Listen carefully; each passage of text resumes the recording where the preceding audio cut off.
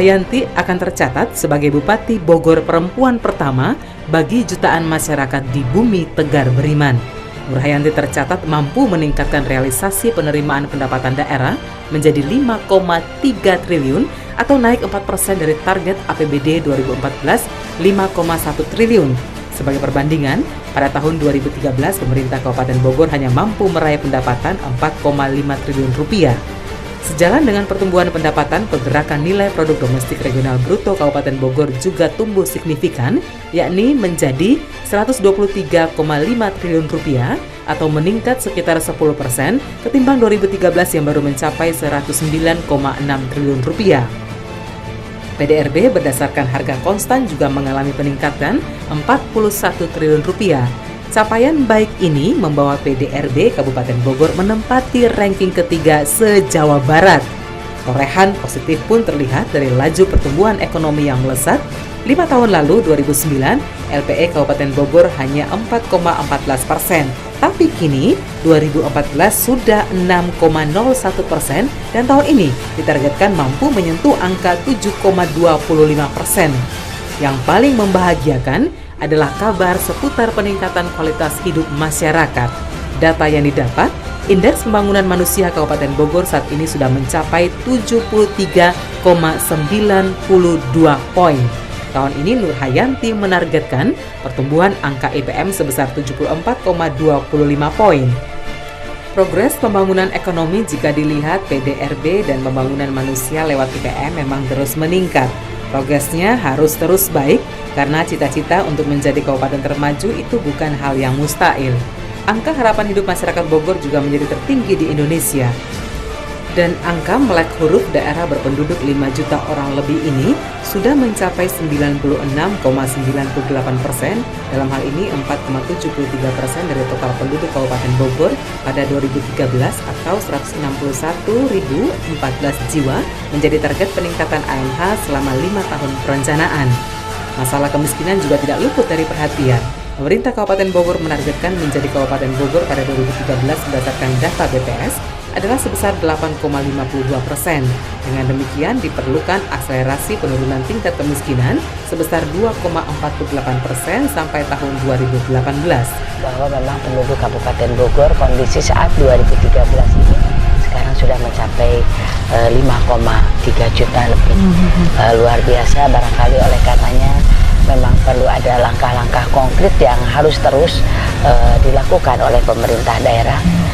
Baik itu bagaimana kita mendorong agar penyerapan tenaga kerja juga melalui program dan kegiatan yang dilakukan ini dapat terserap, tentu saja melalui pembinaan kepada UMKM, termasuk juga unit usaha yang skala besar melalui investasi.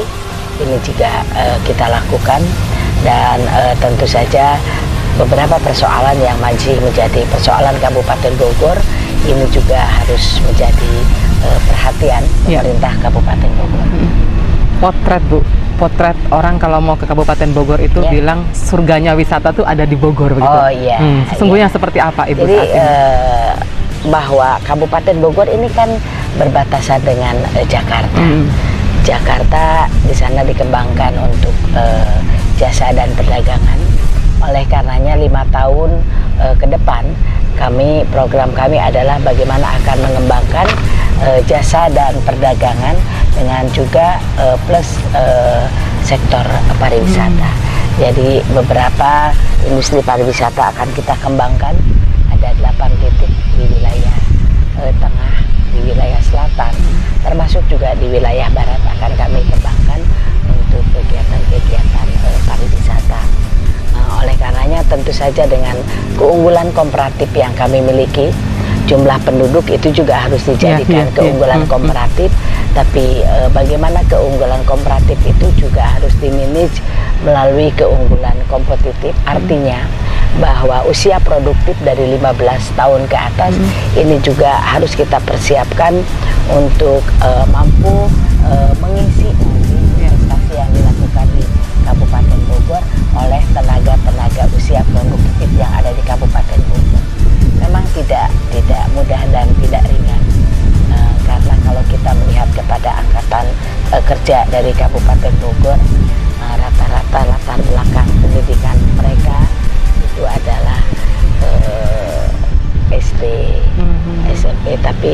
kita lihat dari potret yang sebenarnya terjadi di Kabupaten Bogor, dari jumlah 5,3 juta ini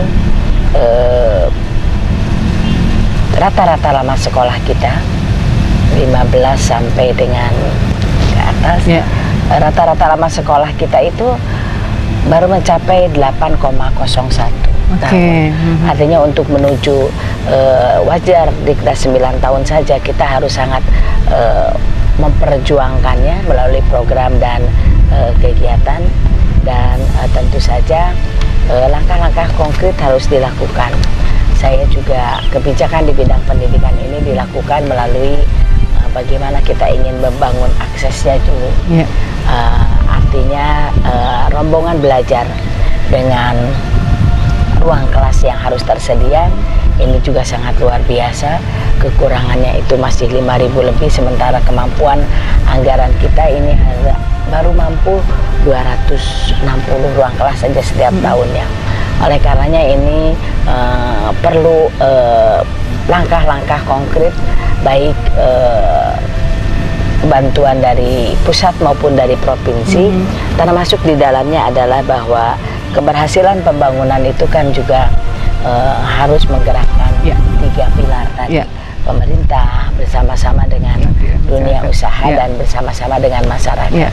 Oleh karenanya tahun ini kita lagi sedang akan mengoptimalkan keberadaan para pengusaha di Kabupaten Bogor untuk juga bisa memberikan kontribusi dan memberikan solusi terhadap persoalan yang dihadapi oleh pemerintah Kabupaten Bogor. Oleh karenanya dana CSR yang dimiliki oleh setiap pengusaha di Kabupaten Bogor ini juga kami akan lebih koordinir dan kami akan lebih arahkan kepada bagaimana dana itu juga dimanfaatkan sesuai dengan kebutuhan dan permasalahan yang dihadapi oleh Kabupaten Bogor. Baik, nanti kita sambil jalan. Ini kalau kita jalan-jalan ke Kabupaten Bogor begitu, pembangunan dibandingkan dengan 10 tahun yang lalu sekarang gemilau dan mungkin gemilang lah untuk 2015 dan seterusnya. Mungkin bisa Anda sampaikan. Jadi saya perlu menyampaikan bahwa alhamdulillah untuk bidang pendidikan sebetulnya alokasi dana untuk pendidikan kita sudah mengalokasikan hampir 31% dari total APBD yang kita miliki. Dan tahun ini total APBD kita 5,6 triliun. Tapi tentu saja dibandingkan dengan jumlah penduduk dan jumlah sekolah yang harus kita penuhi juga itu tidak sebanding. Walaupun kita sudah memenuhi angka minimal alokasi itu kan 20% untuk pendidikan. Kabupaten Bogor sudah hampir 30,sekian% lah, bukan 31. Tapi tetap ini juga memerlukan campur tangan pemerintah pusat, juga pemerintah Provinsi Jawa Barat, termasuk juga melalui bagaimana peran swasta ini juga harus mempunyai kepedulian terhadap persoalan yang kita hadapi. Kemudian di bidang infrastruktur lainnya. Jadi untuk bagaimana Kabupaten Bogor bisa menggiring para investor untuk bisa tertarik menanamkan modalnya di Kabupaten Bogor, barangkali infrastruktur adalah bagian yang paling penting, teramat penting untuk bagaimana kita persiapkan infrastruktur jalan, infrastruktur jembatan, kemudian juga listriknya, kemudian juga airnya, dan ini harus kita persiapkan.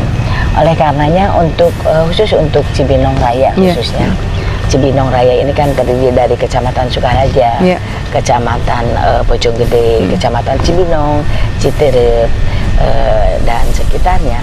Ini kita ingin menjadikan kota Cibinong Raya ini sebagai pusat kegiatan wilayah. Jadi kalau itu menjadi pusat kegiatan wilayah, artinya kan infrastrukturnya juga harus dipersiapkan. Kita lihat bagaimana Jalan Tegar Beriman ini akan kita kembangkan, jalan yang akan menghubungkan 2 jalan arteri primer antara Jalan Jakarta Cibinong Bogor dengan Jakarta Parung Bogor. Ini nanti diakses oleh Jalan Tegar Beriman ini. 4 lajur kita buat, dan ini sampai kepada Tonjong. Ini artinya adalah untuk membuka akses. Jadi tentu saja kan akses ini juga akan memberikan kemudahan kepada para investor untuk bagaimana mengembangkan usaha Kabupaten Bogor, khususnya dulu di kawasan Cibinong. Targetnya kapan tuh Bu Yanti untuk mewujudkan? Ini sekarang sudah mulai dibuka dari mulai Tonjong ke arah Tegar Beriman ini, dan pembebasan tanah juga sudah hampir selesai. Tapi artinya bahwa saya sangat menyadari bahwa pembangunan yang dilakukan ini kan pembangunan yang dilakukan secara bertahap dan berkesinambungan. Jadi semuanya dilakukan secara bertahap, dan tentu saja saya akan bagaimana di 2013-2018 ini bisa progresnya bisa terlihat begitu. Yang lebih cepat gitu Ibu ya? Lebih cepat begitu. Tadi termasuk infrastruktur jalan. Termasuk juga alhamdulillah kita juga sekarang sedang membangun Gor Pakansari dengan kapasitas 30.000. Skala internasional. Skala internasional. Nanti juga ini dibangun dengan model sport center, kelengkapan venue lainnya juga akan dilengkapi. Tapi untuk saat ini kita akan menyelesaikan Gor Pakansari yang sekarang fisiknya sudah selesai 60%. Mudah-mudahan ini bisa terselesaikan di 2015, paling lambat 2016. Itu fasilitas-fasilitas pelengkap, termasuk juga adalah rumah sakit.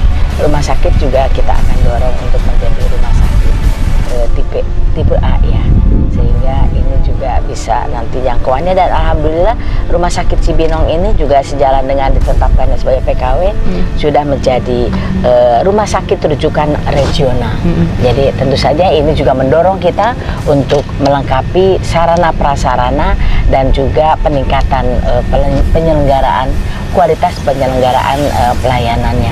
Tidak hanya di Cibinong, tapi di daerah-daerahnya lainnya, termasuk juga tadi bahwa infrastruktur adalah mutlak harus kita persiapkan untuk bagaimana mendorong investor bisa masuk ke Kabupaten Bogor.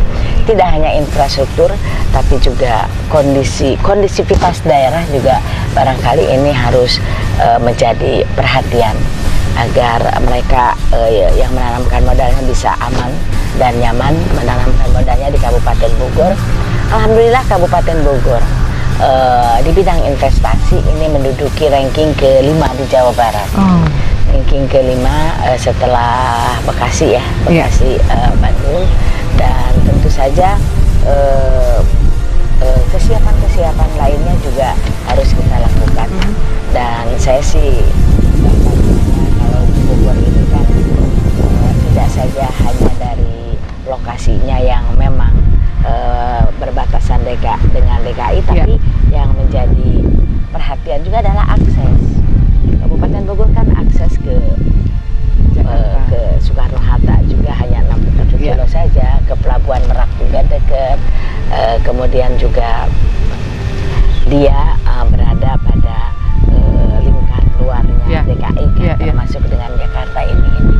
Jadi insya Allah keunggulan komparatif ini saya kira akan memberikan support yang cukup besar terhadap kemajuan Kabupaten Bogor di segala intinya. Dalam berbagai kesempatan, Nur Hayanti pun selalu mengingatkan peluang investasi di Kabupaten Bogor terbuka luas. Semangat good government harus terus dijaga. Pemerintah, DPR, pelaku ekonomi harus bersatu. Karena ujung-ujungnya, cita-citanya adalah mensejahterakan rakyat. Di Kabupaten Bogor dengan kesiapan infrastruktur yang kita persiapkan. Alhamdulillah struktur ekonomi kita, struktur ekonomi Kabupaten Bogor ini masih didominasi oleh sektor industri pengolahan khususnya, yaitu hampir 57,26%, dan kemudian juga di bidang jasa, restoran dan jasa ini hampir 26, sekian persen, dan yang lainnya ini adalah di bidang konstruksi hampir 4 sekian persen. Itu meningkat dari tahun ke tahun ya Bu? Dari tahun ke tahun dan kondisi terakhir saat ini. Jadi artinya memang di bidang industri ini memang masih mendominasi. Walaupun ke depan kita akan kembangkan di bidang 5 tahun ke depan jasa perdagangan dan pariwisata tadi yang akan lebih kita kembangkan sejalan dengan potensi yang dimiliki oleh Kabupaten Bogor. Dari topografinya bahwa memang Bogor ini luar biasa. Memiliki perbukitan yang view dan perbukitan bagus. Ya bagus sehingga mampu menarik wisatawan baik mancanegara maupun wisatawan domestik. Dan kita juga salah satu penciri juga ingin bahwa kunjungan wisatawan ke Kabupaten Bogor ini sampai dengan 2018 ini terus meningkat dan masuk ke angka sampai 6 juta lebih. Kondisi saat ini sudah 4 juta lebih dah. Saya yakin juga belum pastilah. Artinya harus dilakukan juga dengan pembenahan yang dilakukan. Jadi kalau Kabupaten Bogor ini kan juga tingkat kesuburannya juga luar biasa. Oleh karenanya ekowisata juga ini kita kembangkan juga. Jadi kalau saya istilahnya tongkat dan kayu dilempar saja ke Kabupaten Bogor itu bisa jadi tanaman yang subur. Baik, ya. Menarik Ibu Yanti. Sambil kita jalan-jalan, Ibu kalau sekali lagi kalau kita jalan-jalan ke Bogor itu banyak sekali pabrik-pabrik yang cukup banyak, industri yang cukup banyak. Saking padatnya begitu banyak investor yang mau buka, lahannya di mana nih? Ini masih ada nggak Bu Yanti? Nah begini. Justru kalau kita lihat kepada UMKM, sebetulnya yang lebih banyak menyerap tenaga kerja itu adalah UMKM, usaha menengah kecil dan menengah, dan itu hampir 90 berapa persen penyerapannya itu adalah melalui UMKM, sedangkan penyerapan untuk industri-industri besar ini juga presentasinya di bawah penyerapan. Tapi tentu saja ini kan juga harus menjadi bagian dari bagaimana memberikan kontribusi, walaupun kalau dari usaha kecil menengah kan terhadap penyerapan tenaga kerjanya tinggi, tapi terhadap kontribusi terhadap PDRB-nya hanya 23% saja. Tapi ini harus kita kita manage dengan baik dan harus kita dorong agar semua mempunyai peluang yang sama untuk meningkatkan memberikan kontribusi terhadap PDRB kita, terhadap juga struktur ekonomi Kabupaten Bogor. Berbicara tentang laju pertumbuhan ekonomi di tahun 2018 kami juga berharap laju pertumbuhan ekonomi ini menjadi yang tertinggi di Indonesia. Alhamdulillah laju pertumbuhan ekonomi Kabupaten Bogor di tahun 2014 ini sudah mencapai angka 6,01. Artinya ini memang masih di bawah laju pertumbuhan ekonomi Provinsi Jawa Barat yang sudah mencapai 6,43 dan alhamdulillah sudah di atas laju pertumbuhan ekonomi pusat yang baru mencapai 5,5 sekian gitu ya. Jadi tentu saja ini merupakan tantangan bagi Kabupaten Bogor. Artinya dengan tetap bagaimana dari 40 kecamatan ini saya akan mencoba menyandingkan antara potensi yang dimiliki oleh 40 kecamatan ini dengan tata ruang yang akan kita tetapkan. Jadi kalau misalnya sekarang ini Kecamatan Gunung Putri memberikan kontribusi yang paling tinggi terhadap produk domestik regional bruto Kabupaten Bogor, maka yang paling rendahnya ada di mana? Dan potensinya itu ada apa? Sehingga kami akan sandingkan dengan tata ruangnya. Jadi, pengembangannya lebih kemana? Jadi insya Allah saya kira pembangunan yang berkesinambungan dan pemerataan pembangunan yang berkualitas di seluruh wilayah Kabupaten Bogor ini masih menjadi prioritas kami di dalam melaksanakan pembangunan di kabupaten. Semua lini didorong untuk percepat, Bu ya. Semua lini didorong. Ibu, satu lagi visi Kabupaten Bogor menjadi termaju di Indonesia digemakan setiap hari gitu, hampir setiap menit, saat, setiap detik, setiap ini. Tapi bagaimana dengan implementasi 25 penciri Kabupaten Bogor termaju? Alhamdulillah, kan kita sekarang sebetulnya sudah memasuki tahun kedua. kita ingin menekan jumlah penduduk miskin kita sampai kepada 7%. Alhamdulillah angka menunjukkan sekarang sudah ada peningkatan. Jadi jumlah penduduk miskin ini ternyata setelah dikoreksi oleh BPS, penduduk miskin kita hampir 9% lebih. Dan kondisi 2012 ada penurunan 0, sekian. Tapi itu barangkali yang akan menjadikan bahan evaluasi di tahun kedua ini, apa yang harus lebih didorong agar kita bisa menekan laju pertumbuhan ekonomi ini. Kemudian juga kalau LPE jelas ya, laju pertumbuhan ekonomi kita masih di atas laju pertumbuhan ekonomi pusat. Kemudian juga program bagaimana kita ingin menuju jalan mantap. Jadi di wilayah tengah, di wilayah utara, barat, ini kita lakukan. Salah satu contoh adalah di wilayah barat.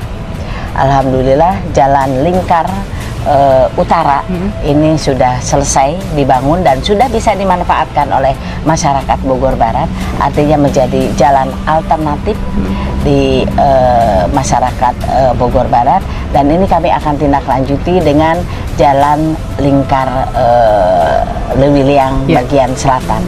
Jadi nanti bagian tengahnya biar itu menjadi jalur distribusi yang akan menggerakkan perekonomian di wilayah Bogor Barat.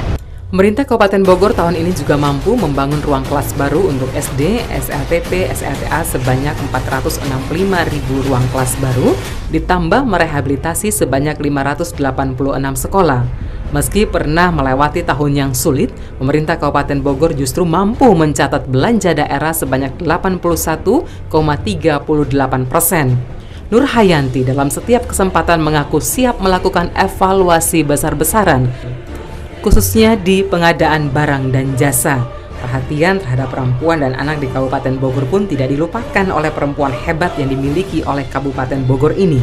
Nur Hayanti bahkan sangat prihatin dengan kekerasan yang terjadi terhadap anak juga perempuan. Saya perlu menyampaikan bahwa jumlah penduduk Kabupaten Bogor ini hampir 48% itu adalah kaum perempuan. Terlepas dari itu bahwa pembinaan, kemudian peningkatan kualitas kaum perempuan artinya harus terus menjadi perhatian. Jadi saya selalu menyampaikan keberadaan saya harus memberikan arti terhadap peningkatan perlindungan terhadap kaum perempuan dan anak. Alhamdulillah melalui program kegiatan bagaimana peningkatan kualitas para perempuan kita melalui pendidikan dan pelatihan yang diberikan, kemudian juga melalui organisasi perempuan yang ada di Kabupaten Bogor. Saya terus selalu menyemangati bahwa kesetaraan gender itu harus senantiasa diikuti dengan peningkatan kualitas diri kaum perempuan. Alhamdulillah kalau kita lihat di legislatif juga walaupun belum memenuhi angka kuota 30%, tapi artinya keberadaan mereka juga sudah sangat memberikan warna terhadap kebijakan pemerintah daerah, terhadap perhatiannya, keberpihakannya terhadap kaum perempuan melalui SKPD Badan Pemberdayaan Perempuan dan Keluarga Berencana. Kemudian juga adalah perhatian terhadap anak. Ini kita semua sangat prihatin terhadap kondisi yang ada di Kabupaten Bogor, juga mungkin daerah-daerah lainnya, kekerasan seksual yang dilakukan oleh anak maupun yang menjadi korbannya juga anak. Oleh karenanya Kabupaten Bogor menjadi pelopor pertama di dalam rangka mengimplementasikan Undang-Undang Nomor 11 Tahun 2012 tentang Sistem Peradilan Pidana Anak. Jadi kami sudah sepakat dengan jajaran Forum Koordinasi Pimpinan Daerah. Yang pertama adalah bahwa esensi dari Undang-Undang Nomor 11 Tahun 2012 itu kan bahwa anak-anak kita itu tidak dipenjarakan, tapi bagaimana sistem peradilan pidana anak ini lebih diarahkan kepada diversi. Jadi penyelesaiannya di luar peradilan formal, tapi lebih kepada bagaimana ini dimusyawarahkan atau lebih kepada diambil jalan perdamaian dengan keluarga. Tapi si anak yang menjadi pelaku dari tindak pidana anak ini tidak dikembalikan ke rumahnya, tapi ini dikembalikan ke panti-panti yang untuk diberikan pendidikan, diberikan keterampilan supaya mereka juga bisa mengenyam seperti pendidikan seperti halnya anak-anak yang lain, dan mereka akan tetap berguna bagi agama, nusa, dan bangsa, serta mereka juga bisa menjadi harapan orang tuanya. Dan kami berkomitmen bahwa alhamdulillah Kabupaten Bogor sekarang sudah menjadi Kabupaten Layak Anak tingkat madya. Tentu saja kami berharap juga ada peningkatan menjadi Kabupaten Layak Anak tingkat utama dengan melengkapi infrastruktur untuk kebutuhan anak-anak. Jadi dari 32 hak anak ini melalui sistem peradilan pidana anak, ini juga merupakan salah satu pemenuhan dari hak anak untuk diberikan perlindungan terhadap hak-haknya, dan mudah-mudahan ini akan optimal. Di samping juga kita tahu bahwa hampir 2,1 jiwa penduduk Kabupaten Bogor ini adalah masih usia anak-anak. Jadi sesuai dengan tentuan yang 0 sampai 18 tahun ini 2,1 jiwa. Jadi tentu saja melalui pendidikan formal, melalui pendidikan informal, ini juga bagaimana kita ingin membentuk anak-anak kita yang menjadi anak-anak yang pintar, anak-anak yang soleh, anak-anak yang mempunyai kepribadian. Saya kira ini merupakan tanggung jawab kita semua, tanggung jawab kita orang tua semua untuk tidak sepenuhnya menyerahkan pendidikan anak-anak ini kepada pendidikan formal saja. Baik. Tapi kita sebagai orang tua yang mempunyai tugas untuk mendidik anak-anak kita untuk menjadi anak-anak yang soleh dan soleha, cager, bager, pinter, berbakti kepada orang tua. Jadi ini juga harus betul-betul kita kawal bersama. Jadi ketika anak-anak kita pulang sekolah, kalau pendidikan formal kan hanya 8 jam ya. Jadi setelah itu kemanakah mereka, berteman dengan siapakah mereka, apakah kegiatan mereka, itu harus menjadi perhatian seluruh orang tua di Kabupaten Bogor. Nah, dengan catatan anggaran juga harus responsif gender dan anggaran insya Allah akan responsif gender. Tadi saya sampaikan bahwa keberadaan kaum perempuan di legislatif itu juga sudah memberikan peningkatan terhadap kebijakan dari sisi anggaran yang responsif gender. Mimpi sederhana seorang Nurhayanti untuk Kabupaten Bogor adalah ingin memberikan kesejahteraan bagi masyarakatnya, bahu-membahu dengan semua elemen untuk membangun Kabupaten Bogor menggapai mimpi menjadi Kabupaten Bogor termaju di Indonesia. Cita kita adalah sama, ingin memberikan kesejahteraan kepada masyarakatnya. Tentu saja semua program dan kegiatan ini adalah untuk alat untuk mencapai bagaimana peningkatan kesejahteraan ini. Masyarakat Kabupaten Bogor ini akan selalu meningkat. Tapi ini tidak bisa dilakukan oleh seorang Nurhayanti, tapi harus bersama-sama dengan seluruh komponen masyarakat Kabupaten Bogor untuk kita bahu-membahu. Jadi pemerintah, legislatif, eksekutif, kemudian juga jajaran SKPD yang mengimplementasikan program dan kegiatannya, dunia usaha, juga tokoh agama, tokoh masyarakat, dan seluruh elemen masyarakat yang ada di Kabupaten Bogor. Tentu kita ingin menjadi lebih baik dari kondisi sekarang ini. Baik, Bu Yanti, 2016 ada PON, 2018 kita tuan rumah Porda. Pesan untuk masyarakat untuk persiapan perhelatan-perhelatan akbar yang akan diselenggarakan di Kabupaten Bogor. Ada dua momen. Yang pertama adalah untuk PON, tentu saja ada venue-venue yang dipakai oleh PON ini, dan kebetulan PON ini di 2016 yang ditunjuk adalah Provinsi Jawa Barat. Kalau Provinsi Jawa Barat, Kabupaten Bogor adalah merupakan bagian dari Provinsi Jawa Barat, tentu saja harus siap mensukseskan PON ini.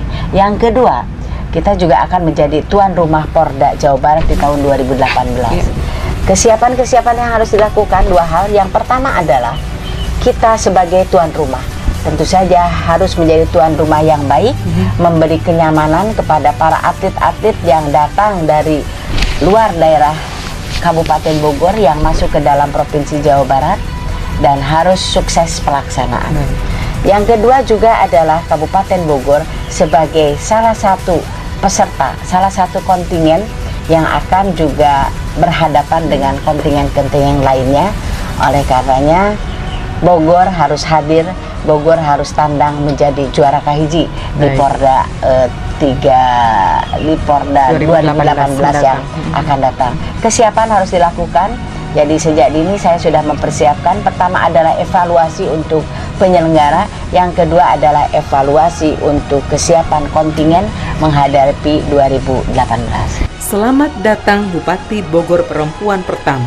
Masyarakat selalu bersamamu, bahu-membahu bergotong royong mengantarkan dan mewujudkan mimpi bersama, mengantarkan Kabupaten Bogor betul-betul menjadi kabupaten yang termaju di Indonesia.